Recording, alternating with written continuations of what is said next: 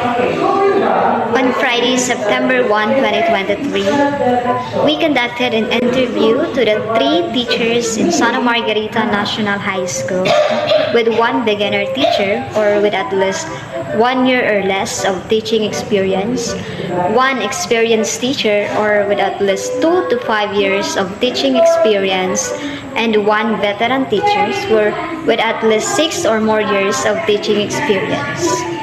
And entering the school, we gave our letter to the principal's office for us to give our permission that we will be conducting an interview in this school.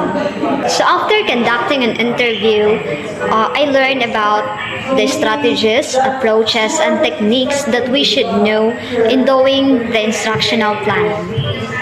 So based on what I have learned about the instructional planning and teaching English, I think the most important component of instructional planning is the lesson objectives in lesson plan. Why? Because in instructional planning, you have to identify first what is the learning objectives, because it will serve as your guide in making your lesson plan, right?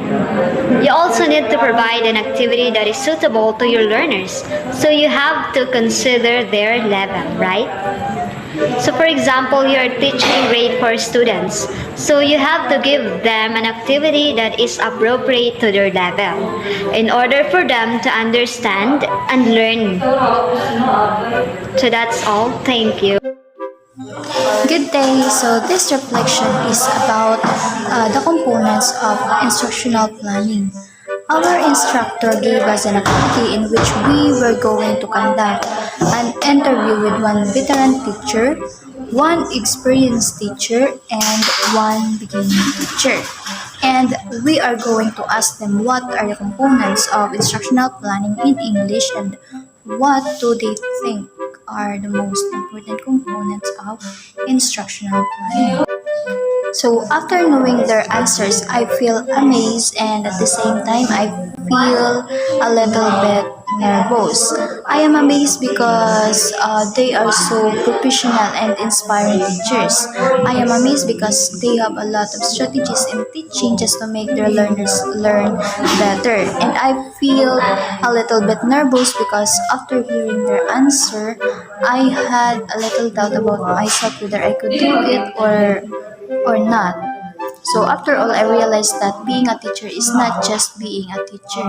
Teaching is not easy because you have to give all your power just to be an effective teacher and for the learners to acquire a better learning. Actually, all of them answered that the most important components of instructional planning in English are the lesson objectives and the evaluation and assessment part, because they said that you cannot teach a lesson without identifying first the objectives. So objectives will serve as your guide in doing the next steps in instructional planning.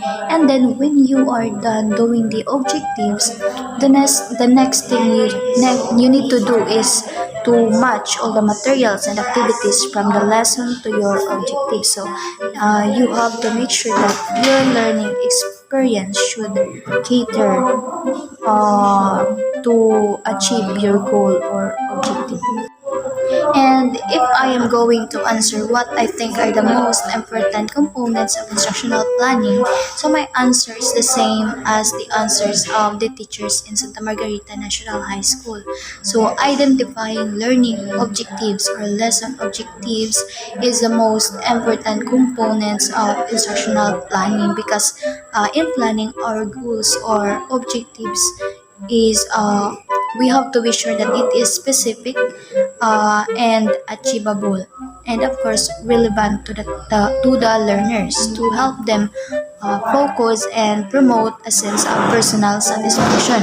And of course we also have to consider the diverse learning needs of the learners. After we conduct an interview of 1 veteran teachers and the teachers of having 6 years experience, the most of them say that the important of components of instructional planning is the objective first, so that they can present the lesson that day and also their guide. And the 1 veteran also said that for a lesson objective, they have to consider the SMART, for diverse learning needs and also for evaluation and assessment. They also do the different style that will measure the students' skills and competencies. Also, they give an example like if grade 7 student, you have to give them reading text that appropriate to their level.